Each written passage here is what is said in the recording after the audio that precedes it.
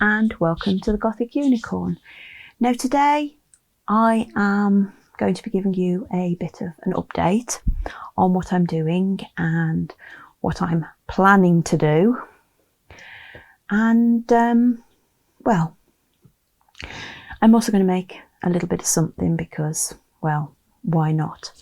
I am pleased to report that the creativity is flowing, and I have been making minis. As I'm recording this, I have just finished doing another video, which I think this one will be up before it. That's my kind of plan at the moment, which is great, which means I'm a little bit in the bag.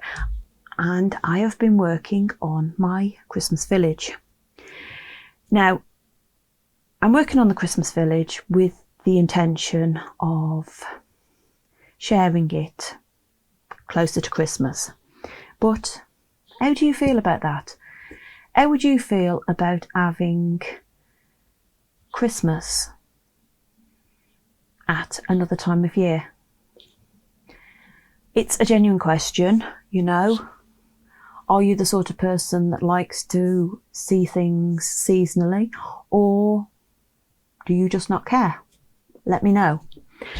Now, if you follow me on Facebook, you might have seen some of the sneak peeks, but I am just going to give you a little tiny glimpse at what I've been working on.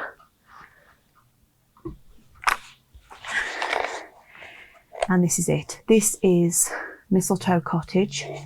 Or it was Mistletoe Cottage. Now I'm having to be careful because there's stuff inside that isn't stuck down yet because I'm not that far ahead yet.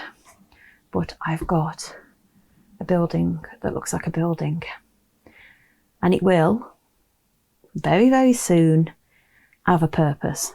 It's even got its little wreath on the front door. I've started Christmasifying it. Christmasifying? Is that a word? I don't know. Right, pop that out of the way. So that one is well underway. I'm partway through stuff to go inside it, which is great. And then I'm going to do a little base piece for it. And I can consider that done. So another few weeks and that will be ticked off my list, which will be great because it'll be something finished. The next video, the video I have just finished filming, is 1/12 scale. So that's great because hopefully I can start doing bits and pieces for the big house, as I call it. Well, it is big. Yeah, it takes up a lot of space, both in my room and in my head. But I'm also planning on starting another 1/48 scale build. Now, I am working on Dead End. I'm halfway through. There's 6 buildings in Dead End. I've done 3 of them. This is next. This is, as perhaps you can see, the funeral parlour, Journey's End. Yeah, at the moment, pile of pieces. I haven't even opened it, but I have got it out. So this is next. I looked at the 3 remaining ones, and it does mean that I'm leaving myself with 2 of the more substantial properties. But at the moment, I haven't really got ideas for them. This one, I know what I want to do with it. I'm hoping that I can actually get this one done fairly quickly without too much hassle, which will be brilliant because, well, we all like finished projects, don't we? Not half-done things. And the way I work, I've always got multiple projects on the go because I'm working on, well, working in different scales. That said, at the moment, the treehouse is firmly on hold. I've got a few ideas for things I want to do for it. I just haven't got the inclination to get on with it. Hopefully soon though. So I suppose I had better get on with what I'm going to be doing rather than just showing you bits. I don't actually have anything else to show you at the moment. I decided I'm going to try and do something a little bit seasonal. I'm going to do something that I can put in the doll's house for Valentine's Day. I've got a few pieces. I've got some creepy Valentine's bits, some bits that could be classed almost as stalkerish, which I think goes with the spooky vibe. But I just wanted to make something that was kind of just Valentine's. So I did what I always do. I went through all my little bits and pieces and I pulled out a few things. And I pulled out, the one thing I pulled out was this little log slice. Now, like most of the log slices that I got in this set, it had actually got bark on the outside, but there was 2 big chunks missing. So I've just took it all off and given it a bit of a sand. And I have pre-drilled a couple of holes in there because I'm going to need a couple of holes when I come to make it. Now, the other thing I'm going to be using is some of these. I've got a load of these. I bought a set of them for something. I wanted the hearts, and they were obviously not very expensive. And I used 2 or 3, and I've got a load left. So it was like, what can I do with it? Now, as I say, I've drilled some holes in there.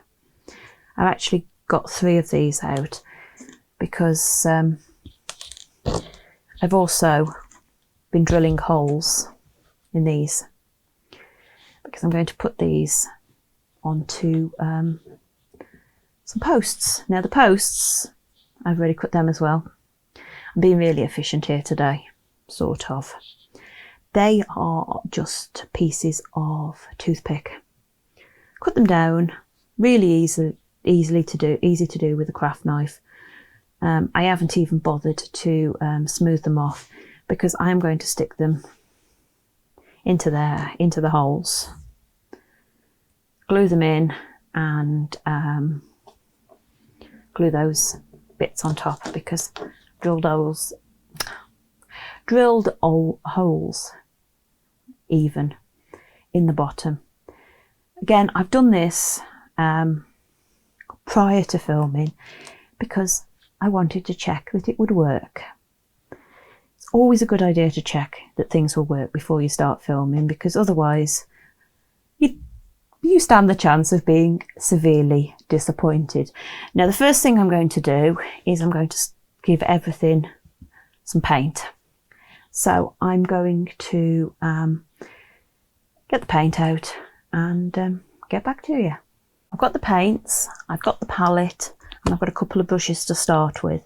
And I'm just going to explain my colour scheme. Yeah, that's the right word, isn't it?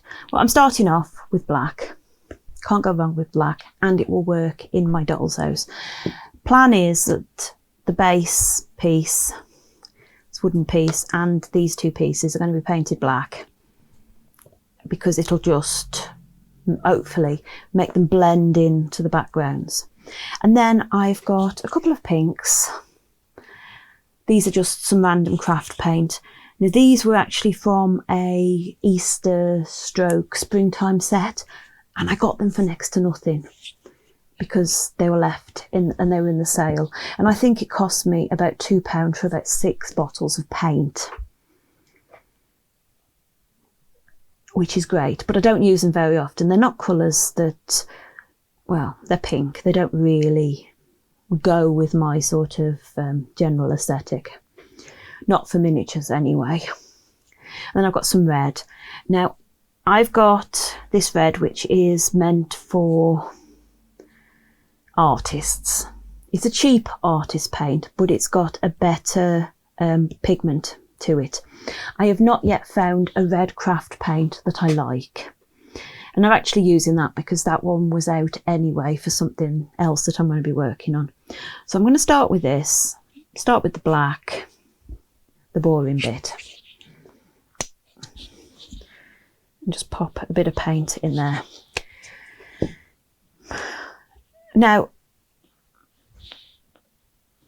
I suppose that a lot of people think that I have been making miniatures for a long time. I hadn't really when I started this channel. I'm not a person that has made miniatures, you know. I don't claim to know everything. I don't claim to know a lot, to be fair. I'm always just trying things, and hopefully that sort of inspires some people to just have a go themselves, because what's the worst that can happen? You mess it up. You decide that something doesn't work and you relegate it to the bin. It happens to all of us. And there's no shame in that at all. I made my first miniature, if it can be called that, when I was still a child. I had a doll's house as a child. It was one of those really basic 4-room constructions. It had a sliding front on it with no door. The door was just printed in the middle, and it would actually have opened over the dividing wall at the bottom if it had opened. And just 4 windows. And to be fair, because the front slid on and off, it didn't open as such, and because of the positioning of the doll's house in my room, it actually spent most of the time propped up against the wall next to the doll's house, because it was easier. And then as now, I like the easy route. But my doll's house was probably somewhere along the line of 12th scale from the size of the spaces. But the furniture that I had was probably more like 1/16th. Or even 1/24th in the case of a few pieces that I had. And it just always looked lost in there. It really did. And of course there was no stairs, there was no doors, it was just 4 rooms. But I did my best. I separated one room so I could have a bathroom and a second bedroom, normally a nursery, because I did have a nursery set, as I remember. And I had great fun with it, but I made my first miniature to go with that, and that was turning a shoebox into a room. All I will say is trying to cut a window with a pair of scissors is not a good idea, ever. And I also tried painting it, but I tried painting it with those watercolour paints that you get when you're a kid, you know, the really poorly pigmented palettes, in a pink colour that was probably not much different to that. Yeah. It's better forgotten. I've definitely come a long way. But I got into collecting miniatures over 20 years ago because I like small things. And that was fine. I think I've talked about my doll's house in the past, and it was the best thing that came out of a previous relationship that I was in. And how after that relationship broke down and I met my now husband, I had to decide what I was going to do with it, and decided that, you know what? I'm going to do something that's a bit more out there with it. But before I got to that stage, I actually got into making small stuff, and I got into making small stuff accidentally. You see, I gained a stepchild, and said stepchild at the time liked dolls. They liked, you know, the Monster High dolls. You aware of those? They're Barbie-sized, but they're based on, well, monsters. And they wanted bits for the dolls. And I was the crafty one. So I tried making some bits, because trying to find things in 1/6 scale that didn't cost an absolute fortune was difficult. And I started making bits. And yeah, that was kind of the beginning of something. Because I went back to a Dolls House show, which I hadn't been to for years. And I went to a Dolls House show and I decided, well, it was when I bought the doll that is now known as Grandmama. And I decided I was going to turn her into a witch, and I was going to make a corner room, just 2 walls, a fireplace, a few bits and pieces, and it was going to be a witch scene. Well, I didn't. I ended up turning my entire doll's house into something spooky. And from there on in, I have been winging it. I'm not going to lie, I wing it every time I make a video. I don't know if things are going to work. I don't even know if this is going to glue together properly or anything. It should do, because it's wood. And yeah, I've painted that bit, and you can see I'm already covered in paint. That is my normal state in a mess. This is why you are limited to this little green area. Well, white at the moment because I've put some paper down. Because all around me is various things. Things that I need, things that I want to work on soon, things that I hope are going to inspire me. I am chaos incarnate when it comes to crafting.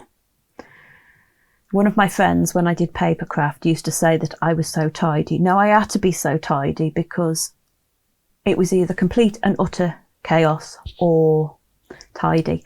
I had to try and stay tidy so I could find anything. I'm not an organised person, not by a long stretch.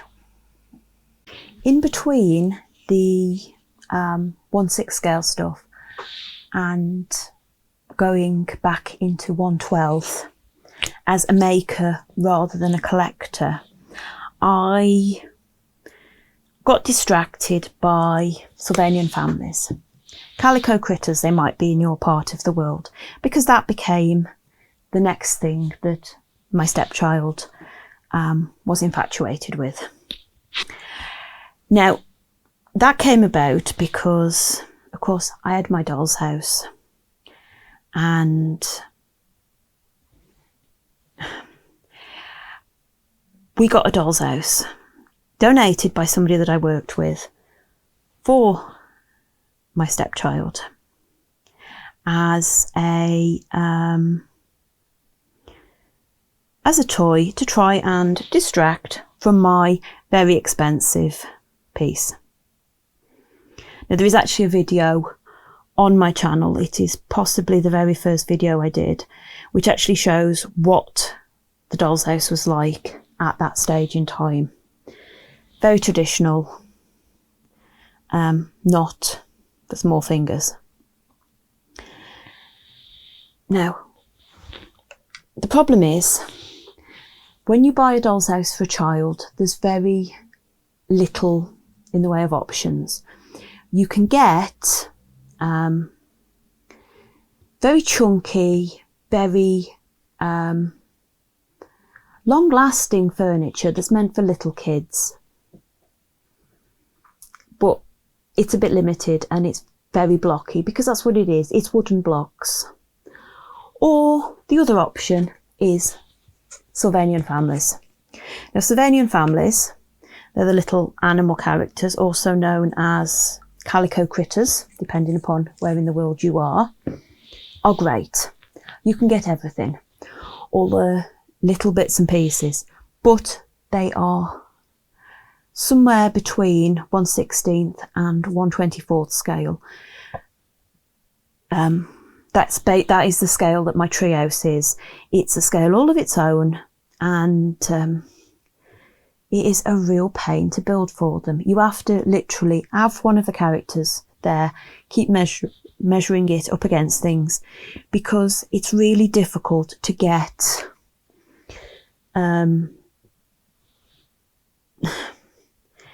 it's really difficult to get the sizing right without eyeing it. I mean, I firmly believe that you need a figure. That's why I use Grandmama quite often in my videos. It's why for the 1/48 scale, I've got good old Grey Dave. He's sitting on my desk. Well, he's lying on my desk because he can't sit down, but he lives on my desk. I bring him out and check him against things. I check that things that I've done don't look too overbearing, that kind of thing. It's a really good tip, even if all you do is print a picture to size, to scale, and just cut that out and then put things against it. It works. So, you know, you find somebody that's 6 foot, cut it at 6 inches for 1/12 scale. Great. You can just see if things look right. It's a start, and it does help. But yeah, I got roped into that because there were never enough beds or enough shelves in that doll's house, because I bought a Sylvanian family's family. I bought a family of squirrels, but one family is never enough. And one house isn't enough. We actually ended up getting rid of the doll's house for actual Sylvanian family houses, which are great. The detail in those pieces is lovely. It really is. But they then start to take over. But yeah, that's how I got back into making small stuff. And then I saw Bentley House Minis and Adam's Family Build, and I saw that minis didn't have to be boring, and yeah, here we are. Minis don't have to be boring. Anyway, I'm painting these, the 3 different colours. As I say, messy. Yeah. They're probably going to take a couple of coats of paint, because the craft paint isn't the most pigmented. It's great. It's a lovely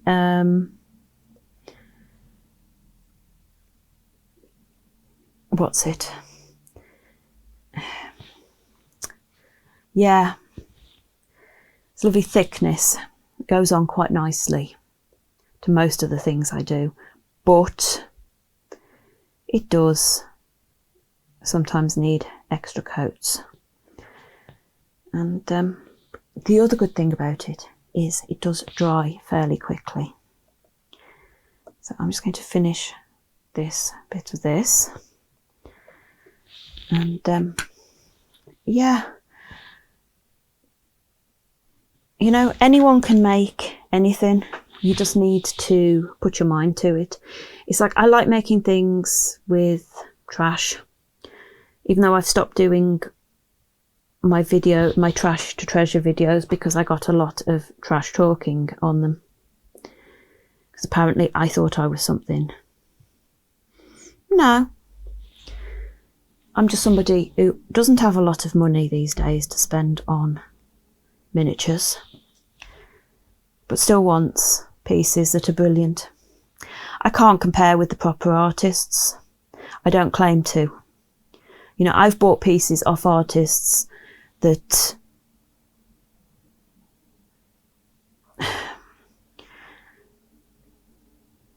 have cost reasonable money in the day, when I had money to spare. And I have no problem with still doing that with certain things. I don't know that I'll ever get my head around polymer clay and that sort of thing. So yes, I will buy pieces from people. But if I can make something myself out of trash, be it a cereal box, some blister packaging off medication, whatever, I'm going to do it. And I'm going to share it with you because, well, why not? I think you deserve a chance to, that was still wet, make something for a reasonable price too. So I'm going to leave this for a minute because I think I've been talking quite enough, and when I come back, hopefully it'll be ready to stick together. The pieces are all painted, and I think it's time to put it together. Now, I also think that I've probably babbled enough for today, but if there is a question that you would like me to answer, please comment it down below, and I'll see what I can do. Now, first thing I'm going to do is obviously stick these two pieces of toothpick into the holes that we've drilled.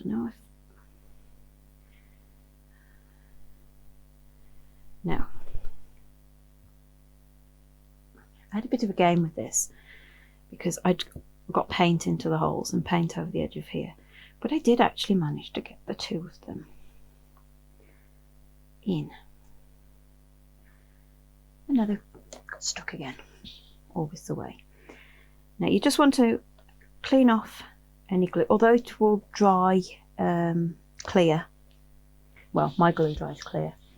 You just want to make sure that you haven't really got a problem with it.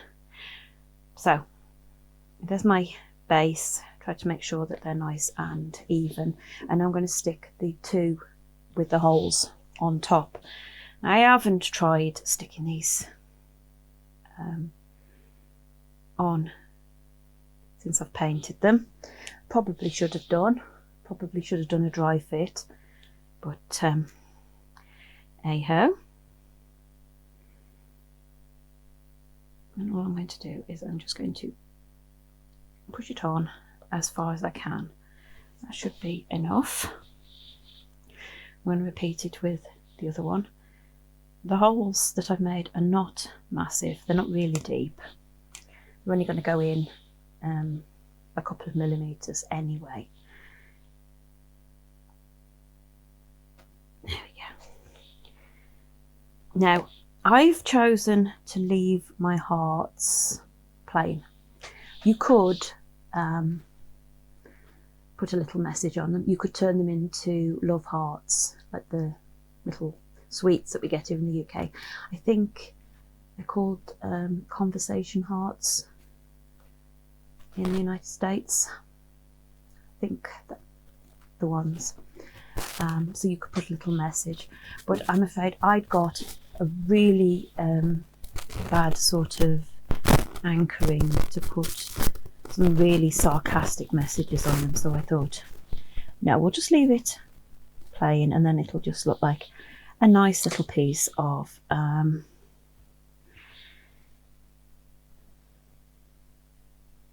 Valentine decor. And the final one, obviously, I'm just going to stick onto the base, hold it in place for a moment, and hopefully that will stick nicely. Now, there's a couple of places where, until I had the light shining at them quite so extremely, I couldn't tell that they needed touching up. And the red one has just tried to move, so I'm going to be sitting here holding it for a while. But yeah, there's a couple of places that I probably could do with adding a little bit more paint. I will do that shortly. But otherwise, I've got a little, well, it's not so little, it's a good sized decorative piece. Although I've got to admit, I keep looking at Grey Dave, who is on my desk, and keep thinking, oh my goodness, that's almost as big as Dave. It's actually a lot bigger than Dave, but it's not for that scale. I've got to keep reminding myself I'm working in the bigger scale. I'm making a piece that's going to have a bit of impact, and hopefully that's stuck enough that I can actually tip it over so you can see it. What do we think? Really simple, but yeah, I like it. And just out of bits that I'd already got, which is always good. If you've enjoyed this video, please like, comment and subscribe, and consider ringing that notification bell. And then hopefully YouTube will tell you even when my next video is up, because at this point in time I don't know when that's going to be, so I can't tell you, but I do know that it won't be long because I've got it ready. But until next time, bye.